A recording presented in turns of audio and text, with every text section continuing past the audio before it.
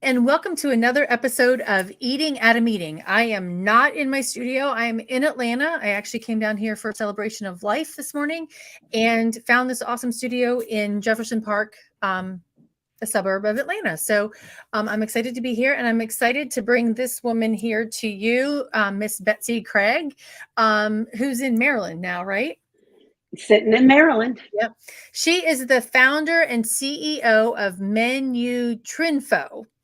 Um, Rock on. and we've known each other. We actually started our businesses at the same time in 2010. Really? Yeah. Oh my gosh. I didn't know that. That's awesome. Yeah. So, and I took your training, probably back in 2011, way back then. So I'm so excited to have you on the show and to talk about, actually, here's the name of the show, Safe and Satisfying, a deep dive into food safety and allergen management. Thanks, Tracy. Thanks for having me on. I love this topic. It's super important. And it's an honor to be with you because I have followed you since you started. And I love that we're both strong women doing strong things to change the industry. Agree. And it's really kind of interesting to listen to like Leanne Mandelbaum. I mean, a variety of people that do that's in our network, but we all started about the same time or just after each other. And I actually saw you and saw her, and I thought I was way behind the ball. But we all were doing it at the same time. So, yeah. Okay. So tell everybody what MenuTrinfo is. So MenuTrinfo is a company that protects lives and health through information. We started with menu labeling, flipped it to training, Allergen. That's the course you're referring to, back in 2011, and then have launched into this whole nother world of certified free from since 2016. Okay, certified free from.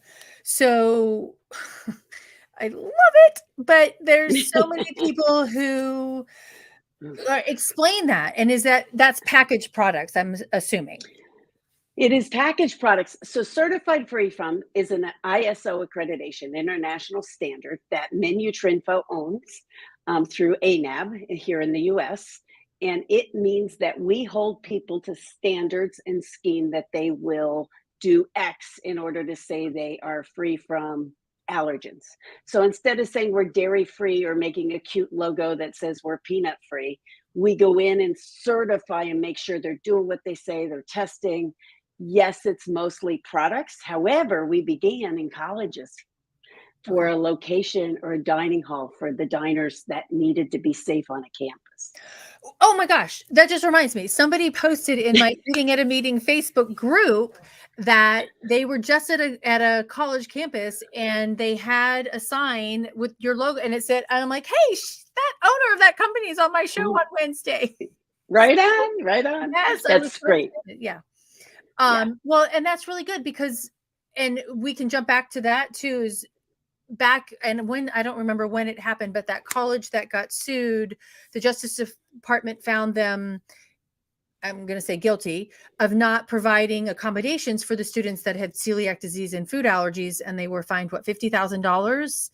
And so that was 2012, Lesley University, gluten-free, what's the claims, 50 students, class action, 50K, got to clean it up, got to do it right.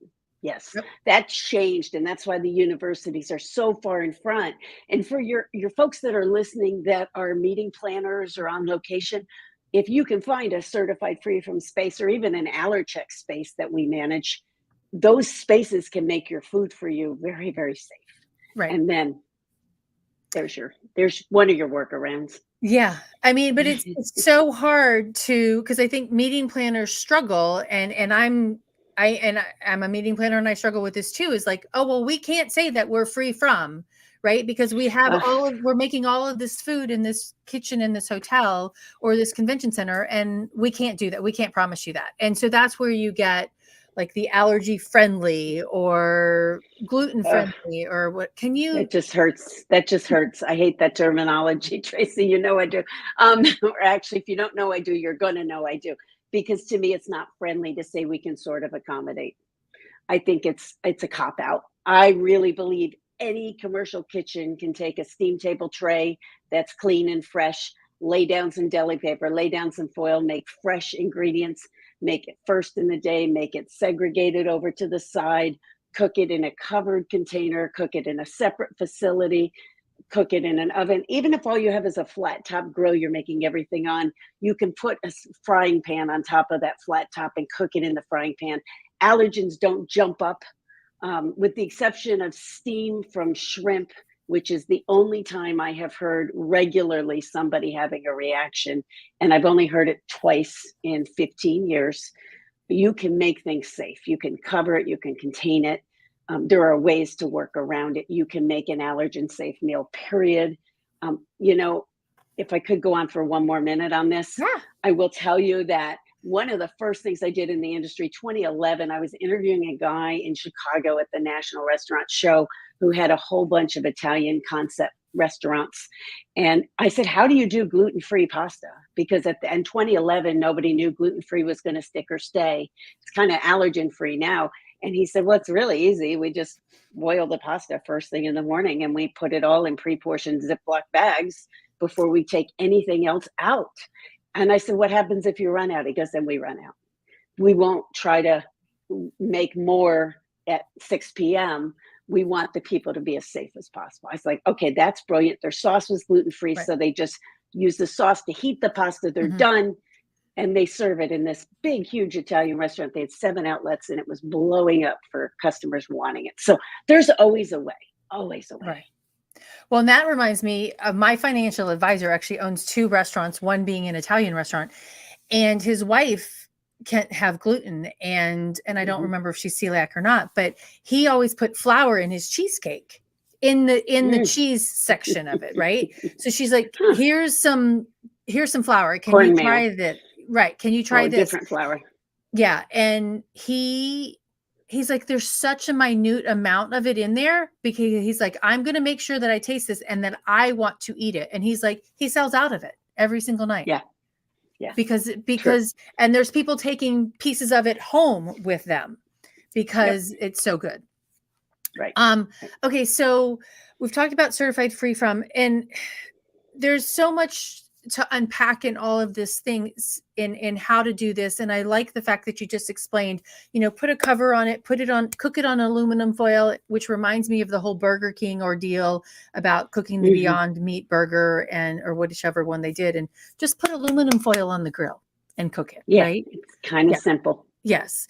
I know you sit, in the last time we chatted, I found out, and because I didn't know, that you sit on a lot of food safety committees in different associations.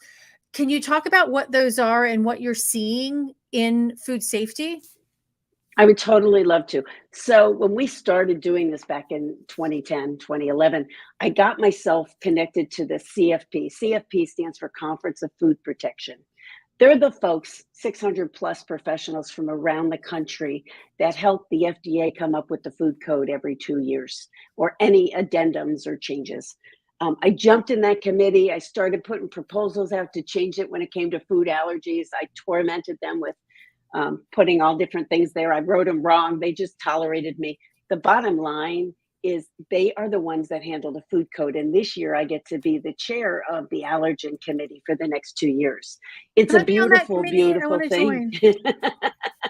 It's a beautiful committee. I actually think that, well, you know what? I will see if they're still allowing us to put anybody on there. We're a committee of a whole bunch of folks. We have all different sectors represented, from consumers to attorneys to food safety professionals, people that I won't name out here, but there are people that quite well that are on the committee. So we've got a great smattering across all the different stakeholders. But that committee is responsible for even just the changes that came out at the end of last year in the food code. And we had 3 major changes that came out having to do with naming sesame, labeling allergens and bulk, as well as the training mandates. And 2 out of those 3 were items I put out 8 years ago. Wow. So I'm seeing work come to fruition and I get to continue on the work. The other piece that I'm on is vice chair of a committee, and that committee is for the International Association of Food Protection. So that's an international committee I am on the Food Safety Assessment Audit and Inspection, PDG, which stands for Professional Development Group. And I just got voted on as vice chair for 2 years, and then I'll move to chair for 2. And that is, that's not just leaders from the US. I mean, that is from a global. And it is amazing to hear about assessments, allergy assessments, food assessments, in all the establishments your folks are working in and working with. Okay, so I want to take it from that committee to, and you just mentioned the food code was updated. So for and I've talked about this with Jen Jobrack a couple of months ago. Yep, a couple of months ago. But so the one thing that annoys me about the changes, and I would really, we said the sesame and then allergens being labeled on unpackaged food.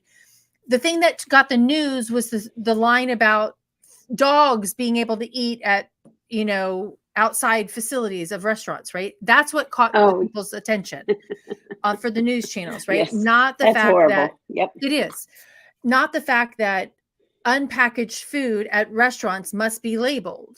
That's not mandated yet. Right. Yeah. Yeah. It's not, that is a conversation still happening. If I had my way, we would do what they're doing in Europe 8 years ago, which is if I give you $1 for food, you tell me what's in it. Right. If I buy a box of crackers off the shelf, I can look at the label. Most of the time it's accurate and see what's in it. And we don't have that for menu items yet. I mean, MenuTrinfo does 75, 80 brands of restaurant food across the country where we do nutrition information and allergen charts. So we keep that up for a lot of big brands. However, it's not mandated. So it's forward thinkers that are doing that. Getting it in the food code is going to probably take, just to be frank, probably another 10 years. Wow. I don't want to make it seem like it's something that's around the corner. There's a huge desire, but what's more on our radar right now is dealing with the precautionary labeling statements, the PALs. That came off of the 2004 FALSPA, the feds, when they put in FALSPA, they said you can use these, these declaration statements. There's 31 of them out in public today. None of them really make any sense to anybody. There's no standard. There's no, so that's wicked confusing. So let's explain that to everybody listening. So the FALSPA is the Food Allergy Labeling and Consumer Protection Act of 2014. 2004, thank you, sorry. That came out and talks about allergens and labeling of that. And the code, the statements that she's talking about are those ones that may contain or produced in a facility that may contain this, or so there's 31 of those different statements. I have counted 31 different statements that I personally have seen. Everything from maintenance facilities, shared lines, shared facilities, shared building, shared storage. It's like, what does shared mean? Are we kissing? Are we holding hands? Are we dating? Do we not even know? Oh, we just broke up.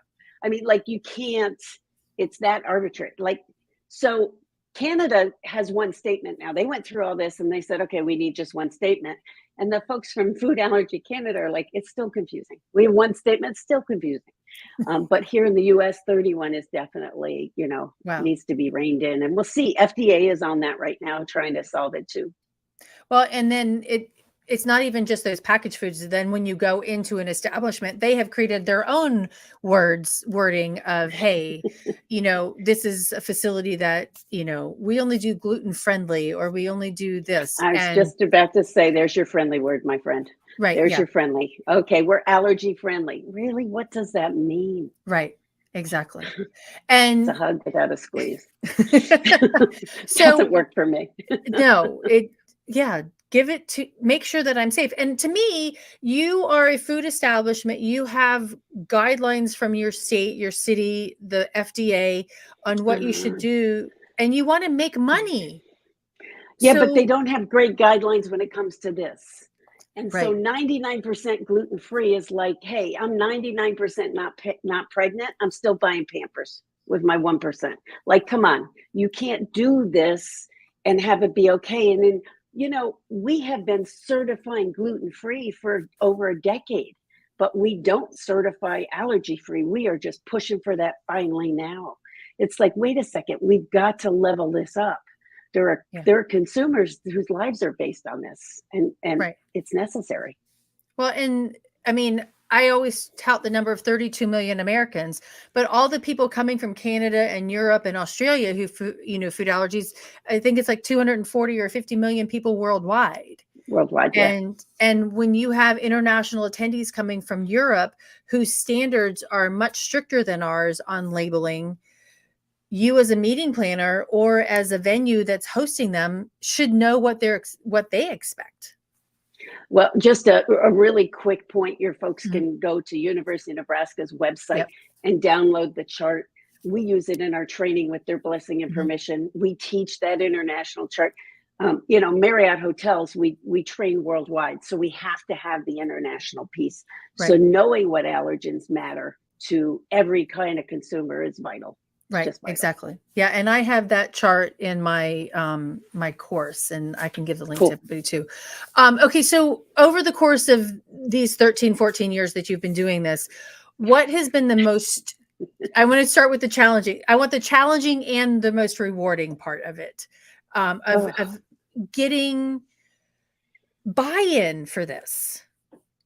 The number one most challenging piece that I feel today, and especially over the last couple of years, is trying to get the consumers to be looking for the solution without having a gazillion-dollar budget to market to them and say, look for CFF, look for this seal, go trust this. The challenging part is it seems to be falling on deaf ears, and I know they're not deaf ears.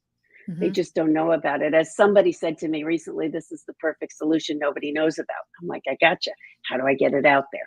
So that has been probably my biggest challenge as a business owner behind COVID. Okay, let's just say half of our clients shut down overnight, and we're a small firm and we got smaller, thank God, and we're still functioning, thank God. But all of those business things and everything costs 3 times as much, and you get half as much as you used to.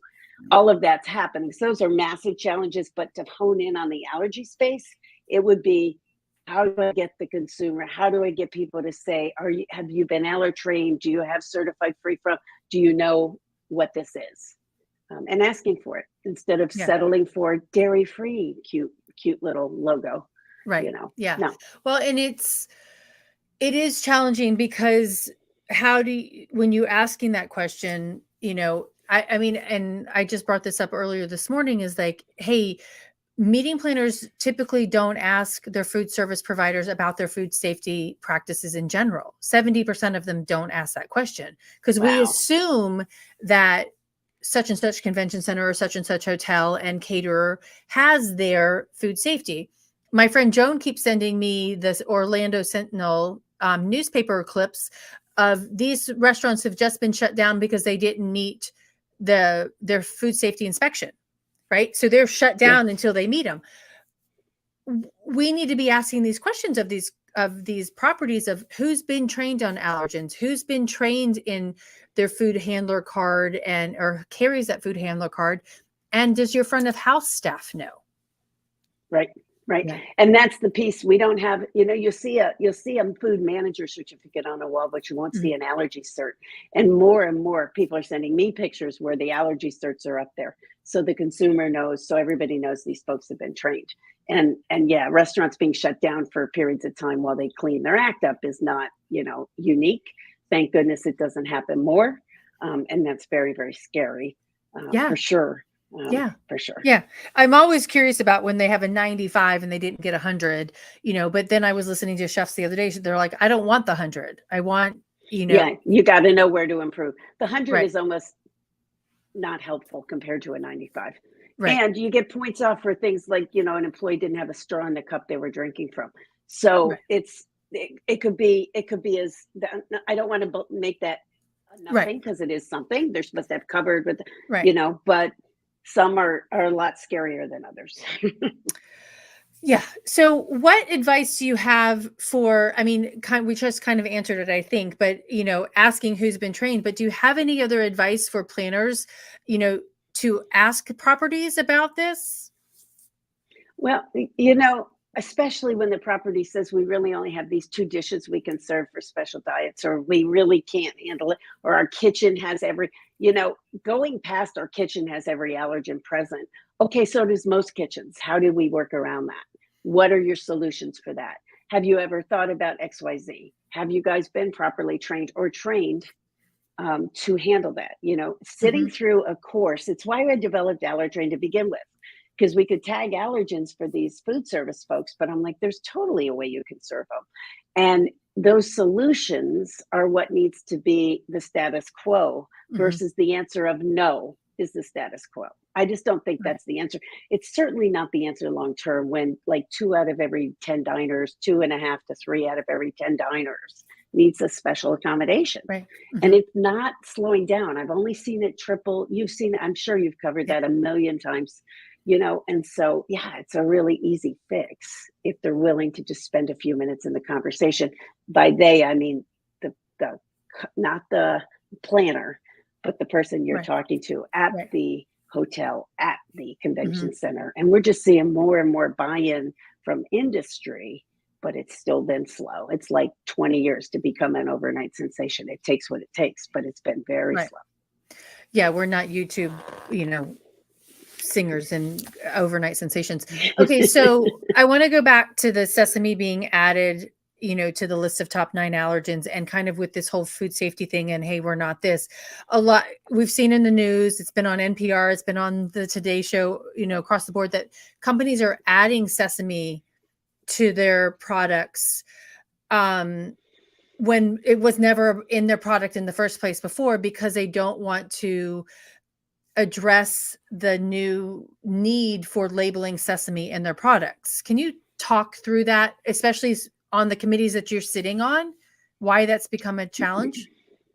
Well, the committees that I'm sitting on aren't addressing that specifically yet. They just introduced sesame. So I'm sure that will become conversation over the next 3 to 12 months in both avenues, in both of those worlds. I can speculate on why I think they added it and why they did it. The truth is a lot of, especially breads, had sesame in it to begin with, but they named it out as spices. And so with the allergy tagging, instead of just calling it spices, they had to pull it to the front and say contains sesame. The other challenge is that there's a fear factor. There's an absolute fear factor that there's cross contact. We don't know if maybe spices in a chicken dish or a vegetable dish might contain sesame in their spice declaration. And so there's concern about that. Now, where the bounce back really happened and the NPR came out was when literally sesame seeds were put on top of buns. And that all that said to the consumer is, we actually don't care about you. We pretend we care about you, but we don't care about you, sesame people. And okay, I'm about to say something. I got to reword this. There's 1.6 million people in the US allergic to sesame. And they did the math and said, wow, it's only 1.6 million people. Let's just put sesame on it and we're covered. There are only 2 bread manufacturers that I know of in the US that don't use sesame. And those 2 I recommend at every chance. And I won't recommend them publicly right here because I haven't checked their formulation this week, but it's sad that there's only 2, and that really limits it to people who used to be able to eat out at certain establishments that didn't contain sesame that now do. Well, and it goes back, this is a whole nother, like, probably episode, and probably with, her name is escaping me now, but tracing the food, right? Like knowing where your food comes from and knowing who your manufacturers are, and, you know, and all that spices or that natural flavor that's on there. Yes. When we do a CFF at a manufacturer, we go all the way to the farm. I mean, we want to know where the product was grown, who packaged it, who sifted it through, how it was packaged, when it was shipped, what it was shipped with before it made it to the loading dock of the manufacturer. Then the loading dock of the manufacturer tests at that loading dock, makes the food, tests at the food, then we'll certify it free from. I mean, that's a whole different level of comfort than fill out this form online and we'll put you on a verified list. It's a whole different level. Right. So what kind of companies are looking for that CFF now? Like wanting to get the certification? We have everything from mom and pop bakeries that are opening an allergy-free bakery. We've had 2 of those recently hit us up, to folks like we've manufacturers of flour, Jules Free, Better Batter, those are flour companies or packaged companies that people can mix and make at home, versus Red Plate Foods or somebody like a Wayfair Foods, which happen to be allergy free because of the way they choose to make it, so they can stand up. Moulet sausage, Dr. Shar. We have Those a are all number good of foods. brands. They're great foods. Wayfair is amazing. I love Dr. Shar. I've been eating Dr. Shar for years. For them to finally say, okay, we'll go through what it takes to get certified is fabulous. We have a vitamin company, Smarty Pants. It's a huge international brand. They've been with us for years. The calls we're getting now, we're finally getting calls from people that want to go into the big box retailers, and the big box retailers are saying, well, but you got to go take this peanut claim off and make it certified peanut free. And so we're seeing that that's been hitting us big time over the last couple of weeks. And I think it's consumer driven, but buyers and the powers that be inside some of these bigger retail establishments are helping push our cause too. So, okay, so there's 32 million Americans, there's 240 million worldwide. I mean, and I don't even know the statistics of the numbers of where this market is going, right? I mean, I know from years ago, it's like, oh, it's going to be this $1 billion market. Yes. But still people are still pushing back on it. Well, they are and they aren't. The people that understand what food allergies are and allergen free means aren't. It's 18 plus billion. It's gearing up to, 75 billion by the end of 2027, I think is the last number I saw. Mm-hmm. So the up and to the right is still happening. The people that ate allergy free for the last 10 years aren't going anywhere. They're just multiplying. And then the family, so you keep saying 32, but that whole family eats allergy free. Mm-hmm. And FAIR came out with a stat that's 85 million. I'm like, I think that's probably pretty darn accurate. Right. As far as how many people eat allergen free. I mean, if I have a kiddo allergic to XYZ, it's not going to be in my kitchen. And so the whole family's going to eat that way. So yeah, I think if consumers are asking for it, if your event planners are saying, what do you have? You only have one option. I need you to do better. I'm going to compare you to XYZ hotel. XYZ hotel chain might mandate food allergy training. So you might want to go ahead over to that brand because they're going to be safer because every executive chef there has been allergen trained. And so we know that they know what they're doing. Right. Now, what about, franchise owners, right? So, because because you mentioned Marriott before, I'm going to say it's going to have a Marriott name, but that hotel is owned by you and managed by me. Right. And I'm not throwing Marriott in here. I'm like, but you could say the same thing for an Outback Steakhouse, right? It's owned. Still a brand standard. The brand standard doesn't matter who writes the check. The brand standard doesn't matter who owns the hotel. If it's the brand standard must be upheld. And that gets looked at on health inspections, on visits. It's standards that they must accommodate to and lead the industry. Yeah. And hopefully lead it with allergy free, not get an allergy friendly cookie and say, I'm doing great. I mean, really, make it gluten free, but not allergy free. This makes me crazy. Can you tell? Right. Sorry. Well, and then the allergy free is not the 170 foods that people are known to be allergic for. It's the top 9. It's 9. Can you talk about those 9? Reiterate them. Yeah. Oh, wait, I'm going to get my cue. I'm going to get my little seal so that I make sure I get them all right because I'm under pressure at the moment. But tree nut, peanut, wheat, milk, soy, sesame, shellfish, fish, and egg. And yes, it's not the 170. People can be allergic to all kinds of things, but those are the big 9. Those big 9 are the primary ones. 90% of people food allergic are one of those 9 or a combination thereof. And more than half the people with celiac disease also have something going on with dairy, whether they're straight allergic or intolerant. More than half of those folks. And when we say gluten-free, people eat off the gluten-free menu if they're allergic to wheat because they trust gluten-free means no wheat, which gives you a threshold of 20 ppm, different conversation. I mean, there's so many overlaps. Right. Yep. Yeah. And I remember, and this is a story from a long time ago, I went out to eat with a former boss of mine, and she's Jewish. And so we were sitting at a dinner table, and I remember ordering food a long time ago when I worked for her, so this was in the last 8 years, we're out to dinner and she's like, okay, so is your steak cooked with butter? Is your this cooked with this? And somebody who follows a religious-based diet is actually asking the same questions as somebody who has food allergies or celiac disease. Right. And so knowing that preparation method is really important for servers, whether you're in a restaurant or, a convention center. Keeping kosher is what you're describing, and mixing dairy and meat. And that's a big no-no to keep kosher. Right. And so you're right. They've been asking that for generations. Right. Exactly. And so, and there's a variety of people who follow different levels of kashrut. And so but understand, being able to answer those simple questions about, is there pork in this? And, is there shellfish in this? And I do remember interviewing a woman who's vegetarian and diabetic.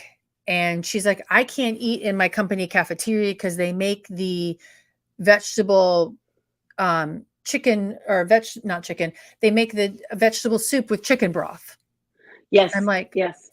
Mm-hmm. Or they make their rice with chicken bouillon. Right. To add flavor. Exactly. Yeah. Actually, that reminds me of going to an industry event, and the rice, 3 different types of rice, and they were all labeled that they contained gluten. I'm like, what did you put in it? Right. And it was probably cooked with a bouillon that had gluten, which has barley. Well, barley is usually the second ingredient on most commercial bouillons, second or third ingredient. And of course, barley means gluten.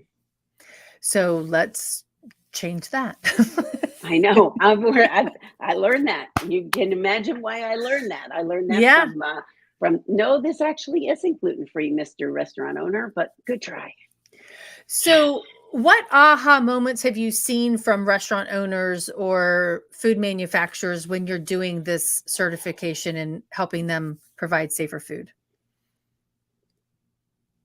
It's a good question. My initial thought is, when they push back and say we don't need it, and then they go check with their leadership team and find out that they've settled 4 lawsuits that have cost them well into 6 figures. Wow.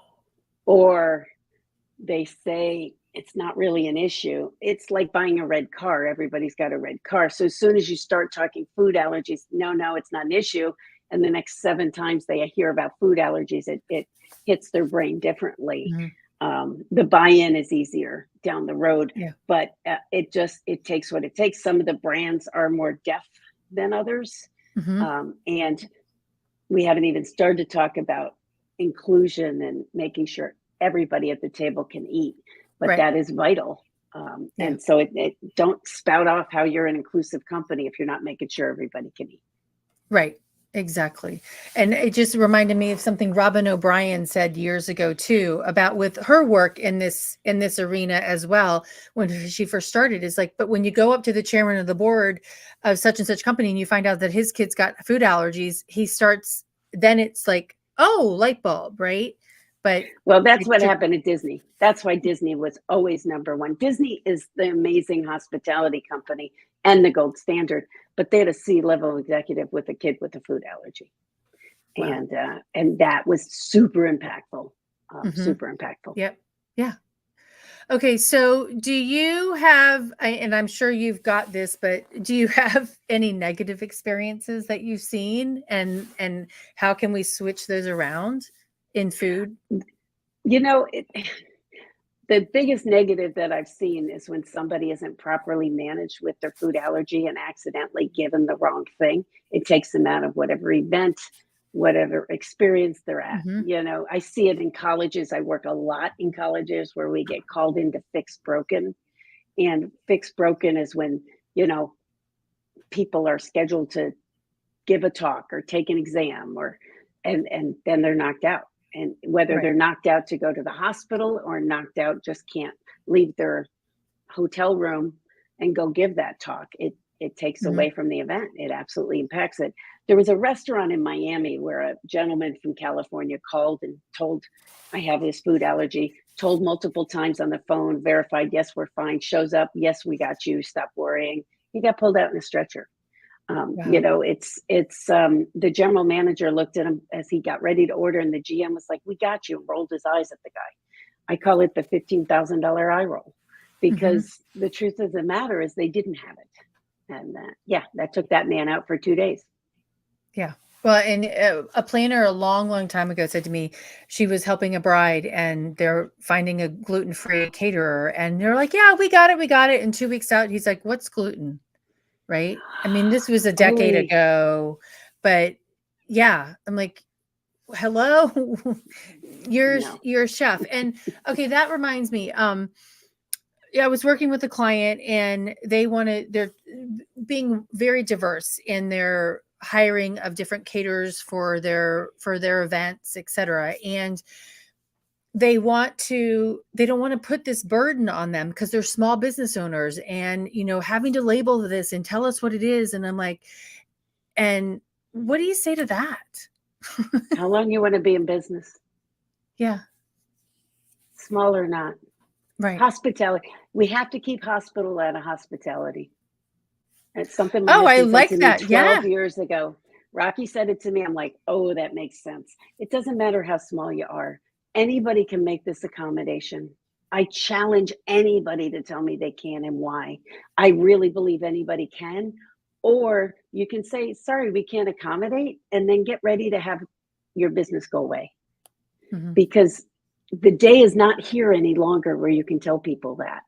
Right. People will, I mean, in this world, the times we are in 2023, they're not putting up with no accommodation, and nor should they. Right.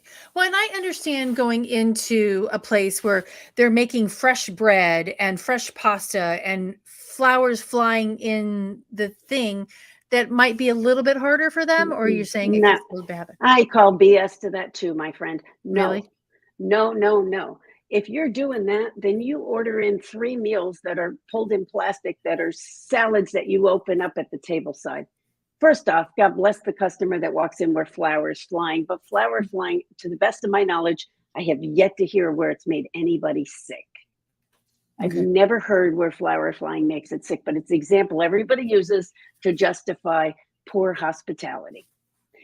And there are companies out there that make pizzas in complete plastic. You put them from the freezer to the oven in plastic, serve it tableside in plastic, and open it up with its own little cutter. I mean, there are solutions for all this. All right. So I'm strong on it. I know.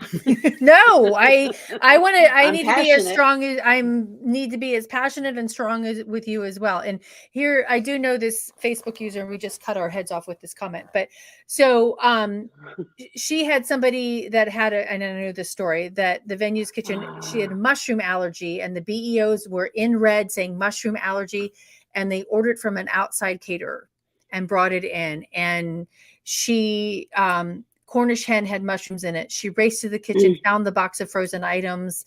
And I mean, he was fine, but still, I mean, this is the lead guy of her client that had this, how do we do that? And I actually just worked at a property, and I was telling this story to somebody this morning, my friend Dave this morning. Is like, I found out every single one of his appetizers on his menu, his printed catering menu, come from an outside caterer, because he doesn't have the staff to prepare them.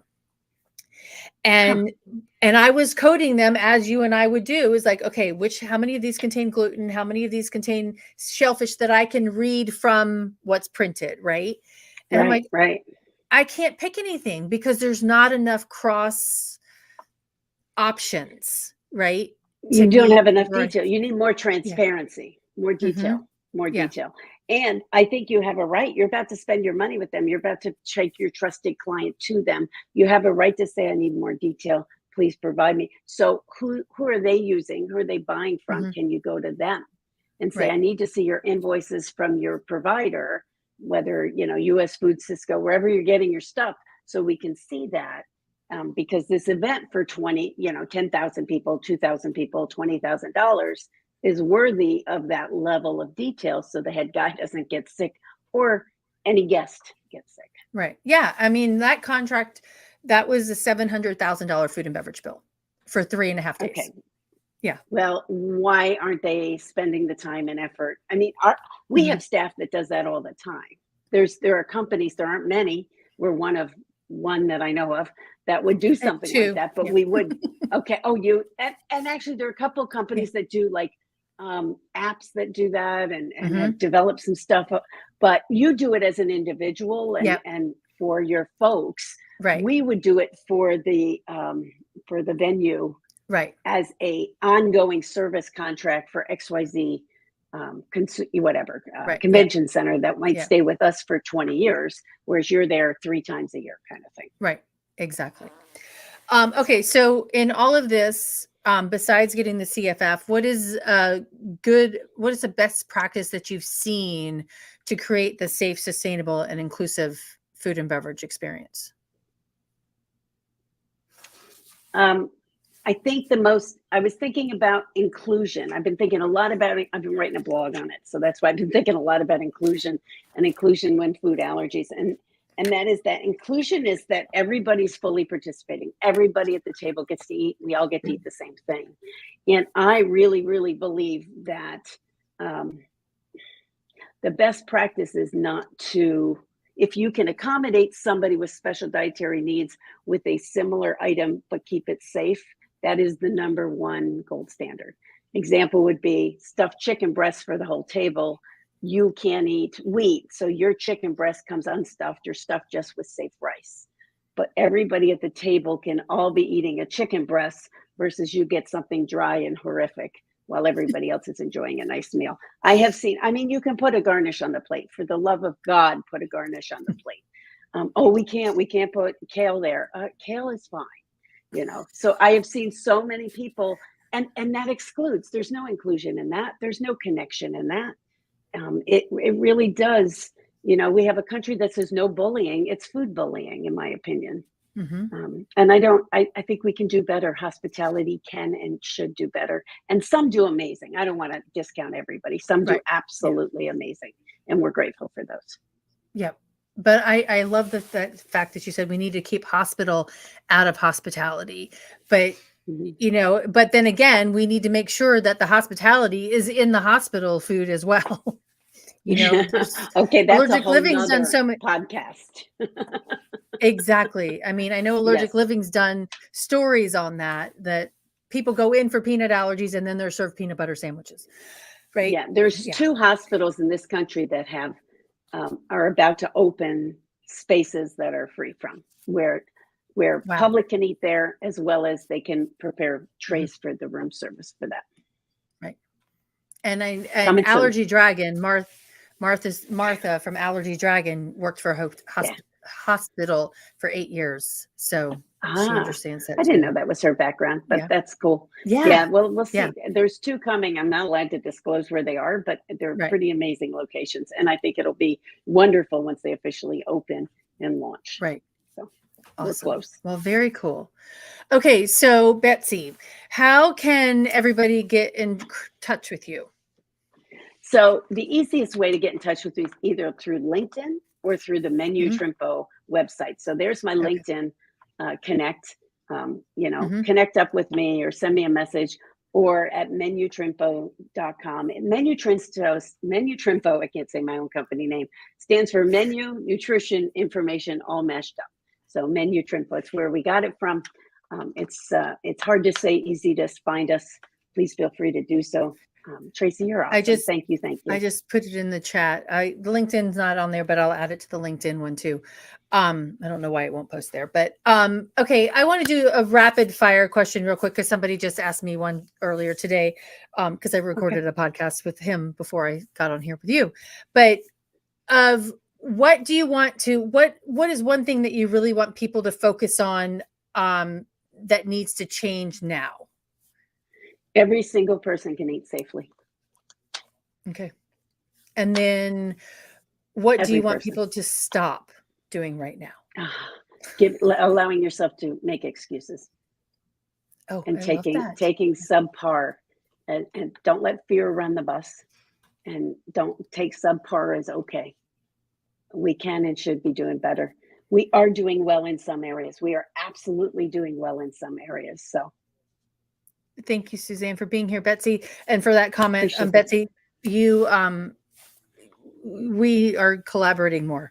That's a statement, Yes. not a question. That's a statement. It's done. It's done. Yes, we are. This Yeah. is wonderful. Thank you. You're welcome.